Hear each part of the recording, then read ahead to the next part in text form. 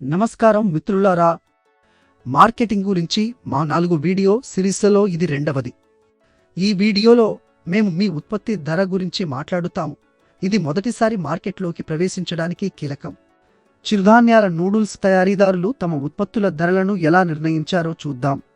ధరలలో విస్తృతమైన వ్యత్యాసాన్ని మీరు గమనించారా? కొంతమంది ఆటగాళ్లు ప్రీమియం ధరను ఎందుకు పొందవచ్చు, మరికొందరు చాలా తక్కువ వసూలు చేయవచ్చు. ఈ వీడియో ముగిసే సమయానికి ఈ ఆటగాళ్ల ధర ఎందుకు భిన్నంగా ఉంటుందో మరియు మీరు మీ ఉత్పత్తికి ఎలా ధర నిర్ణయించాలో మీకు అర్థం అవుతుంది. సాధారణంగా ఉపయోగించే మొదటి 2 ధరల వ్యూహాలు ధర మరియు విలువ ఆధారిత ధర. మొదటిది కాస్ట్ ప్లస్ ప్రైసింగ్. లాభాల మార్జిన్ను నిర్ధారించడానికి వస్తువుల ధరకు మార్కప్ను జోడించడం ఇందులో ఉంటుంది. ధరపై పోటీ పడుతున్నప్పుడు ఈ పద్ధతిని ఉపయోగించండి. పరిశుభ్రత, మంచి రుచి, నాణ్యత, ఫినిషింగ్ మరియు ప్యాకేజింగ్ వంటి ఇతర అంశాలను మీ పోటీదారుల మాదిరిగానే ఉంచుతూ, ధర అత్యంత ముఖ్యమైన అంశం అయిన ధర సున్నితమైన సామూహిక మార్కెట్కు విక్రయించడానికి ఇది అనువైనది. ఉదాహరణకు, 1 కిలోగ్రాము చిరుధాన్యాల నూడిల్స్ ఉత్పత్తి వ్యయం రూ. 78 అయితే, మీ పోటీదారులు కిలోగ్రాముకు రూ. 175 కంటే తక్కువకు విక్రయించడం లేదని భావించి, మీరు మీ ధరను 50% నుండి 60% మార్జిన్ వద్ద, అంటే కిలోగ్రాముకు రూ. 175 వద్ద నిర్ణయించవచ్చు. రెండవది విలువ ఆధారిత ధర. ఈ వ్యూహం ఉత్పత్తి ధర కంటే వినియోగదారునికి గ్రహించిన విలువ ఆధారంగా ధరలను నిర్ణయిస్తుంది. పరిశుభ్రత, మంచి రుచి, నాణ్యత, ఫినిషింగ్ మరియు ప్యాకేజింగ్ వంటి ధర కాకుండా ఇతర కారకాలపై పోటీ పడుతున్నప్పుడు ఈ పద్ధతిని ఉపయోగించండి.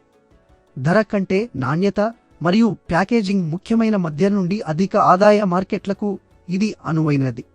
ఉదాహరణకు, 1 కిలోగ్రాము చిరుధాన్యాల నూడిల్స్ ఉత్పత్తి ఖర్చు రూ. 78 అయినప్పటికీ, పరిశుభ్రత, మంచి రుచి, నాణ్యత, ఫినిషింగ్ మరియు ప్యాకేజింగ్ వంటి ఉన్నతమైన నాణ్యత కోసం ప్రీమియం వసూలు చేయడానికి మీరు మీ ధరను కిలోగ్రాముకు రూ. 200 నుండి రూ. 250 వరకు నిర్ణయించవచ్చు.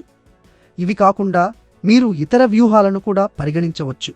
ప్రారంభంలో వినియోగదారులను ఆకర్షించడానికి మరియు మార్కెట్ వాటాను పొందడానికి తక్కువ ధరలను నిర్ణయించడం, తరువాత క్రమంగా ధరను పెంచడం. ప్రారంభంలో కొత్త మరియు ప్రత్యేకమైన ఉత్పత్తులకు అధిక ధరలను నిర్ణయించడం, తరువాత పోటీ పెరిగే కొద్దీ వాటిని తగ్గించడం. ఒక ఉత్పత్తిని చౌకగా కనిపించేలా చేయడానికి రూ. 100కు బదులుగా రూ. 99కు సెట్ చేయడం వంటి మానసిక ధరలను ఉపయోగించడం. అనేక ఉత్పత్తులను కలపడం మరియు ప్రతి ఉత్పత్తిని ఒక్కొక్కటిగా కొనుగోలు చేసిన దానికంటే తక్కువ ధరకు కట్టను అందించడం. ప్రీమియం నాణ్యత లేదా ప్రత్యేకతను సూచించడానికి పోటీదారుల కంటే ఎక్కువ ధరలను నిర్ణయించడం.